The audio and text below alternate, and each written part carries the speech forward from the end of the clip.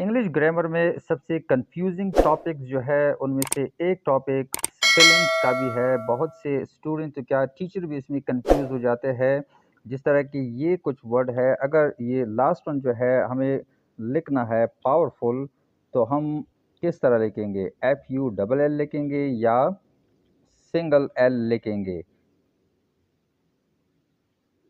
तो स्टूडेंट्स इसमें कंफ्यूज रहते हैं क्योंकि उसे रूल का पता नहीं होता। तो यही रूल्स हम इस वीडियो में पढ़ेंगे कि जब भी आपको एक वर्ड है, जिस तरह चीरफुल है, हार्मफुल है, ट्रूथफुल है, फेथ फुल, ब्यूटीफुल या होप एटसेट्रा, ये वर्ड जो है इसके साथ आपको अगर ये सॉफिक्स जो है डबल एल वाला फुल, ये जब आप लोगों को लगाना हो तो आप क्या करेंगे? तो इसका जो एक एल जो है ये आपको हटाना होगा। तो इसकी सही जो स्पेलिंग है वो किस तरह होगी? चीरफुल, हार्मफुल, यानी इन सब के साथ हम वही ये एक साथ लिखेंगे, लेकिन ये एल जो है ये हम हटाएंगे। तो ये प्रॉपर तरीके से करेक्ट स्पेलिंग हो जाएगी। फेथफुल। जिस तरह ये ब्यूटीफुल जो है, ब्यूटीफुल अक्सर लोग इस्तेमाल करते हैं कन्वर्सेशन में, तो ये बात हो जाती है, लेकिन टेक्स्ट की बात जब आ जाती है तो स्टूडेंट इसमें कंफ्यूज हो जाते हैं।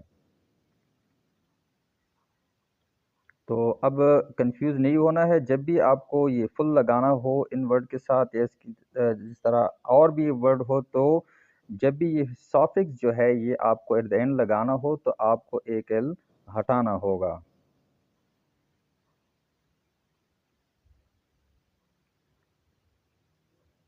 इसके सेकंड पार्ट में देख ले।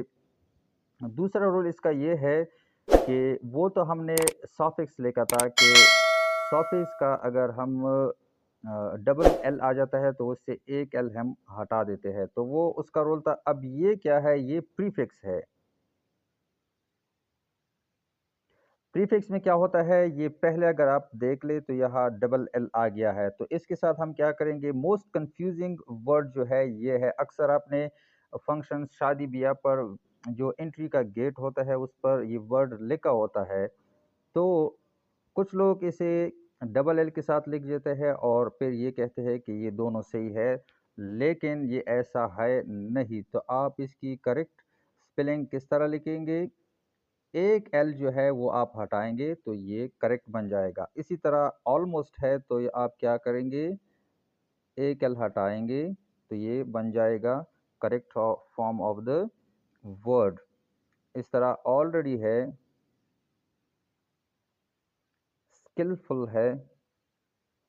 अच्छा, एक और बात देख ले, पहले पार्ट में हमने ये डिस्कस किया था। अब यहाँ डबल है, प्रीफिक्स भी है, सॉफिक्स भी है, तो हम जब इन दोनों को एक साथ करेंगे तो एक एल इससे हम हटाएंगे और एक एल इससे हटाएंगे, तो ये किस तरह बन जाएगा?